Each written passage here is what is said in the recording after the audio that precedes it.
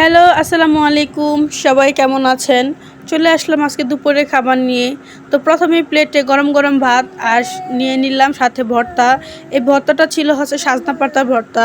আমার কাছে সজনা পাতার ভর্তার চেয়ে ভাজিটা বেশি ভালো লাগে। তারপরে প্লেটে নিয়ে নিলাম মূলা শাক ভাজি। আর মূলা শাক আমার অনেক বেশি পছন্দ, বেশি ভালো লাগে। তো মূলা শাক ভাজি দিয়ে ভাতটা মেখে খেয়ে নিলাম, অনেক ভালো লাগলো, কারণ শাক আমার কাছে অনেক পছন্দের।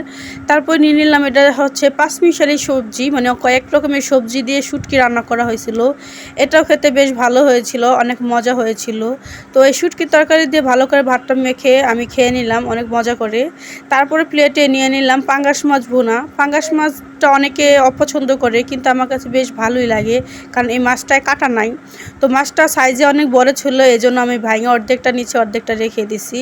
আর আমি কোনো মাছের চামড়া খাই না, আপনারা কি খান আমাকে জানাবেন। তো যাই হোক, এই যে পাঙ্গাস মাছ দিয়েও ভালো করে ভাতটা মেখে খেয়ে নিলাম। এডিট করতে করতে মনে হচ্ছে যে আমি আবারও খাই। তো যাই হোক, পাঙ্গাস মাছ দিয়ে খাওয়া শেষ করে নিয়ে নিলাম একটু ভাত নিয়ে নিলাম। পরে দেখি কলমি শাক ভাজি করা হয়েছিল, সেটা খাওয়া হয়নি, তো এটাও একটু নিয়ে ট্রাই করলাম। আমার কাছে খুব একটা ভালো লাগেনি শাকটা, তারপরে খেয়ে নিলাম আলহামদুলিল্লাহ। তো তারপরে প্লেটে নিয়ে নিলাম টাটকিনি মাছ না বাটা মাছ যেন বলে, যাই হোক, এটা দিয়ে বেগুন দিয়ে আলু দিয়ে ঝোল করে রান্না করা হয়েছিল। এটা খেতেও বেশ মজা হয়েছিল, আমার কাছে ভালোই লাগতেছিল। আসলে শীতের দিন সবজি রান্না করলে ধনিয়া পাতা দিয়ে আমার কাছে বেশ ভালো লাগে। তো এটাও অনেক মজা করে খেলাম। তো আমার হাজব্যান্ডও বলতেছিল এই তরকারিটা নাকি অনেক ভালো হয়েছিল। এই মাছটা খুব একটা আমি কিনি না, এখন আমার কিনা হয়, কারণ আমার কাছে ভালোই লাগে। তো যাই হোক, শেষ পথে এটাই ছিল, আলহামদুলিল্লাহ, এটাই ছিল আজকে দুপুরের খাবার।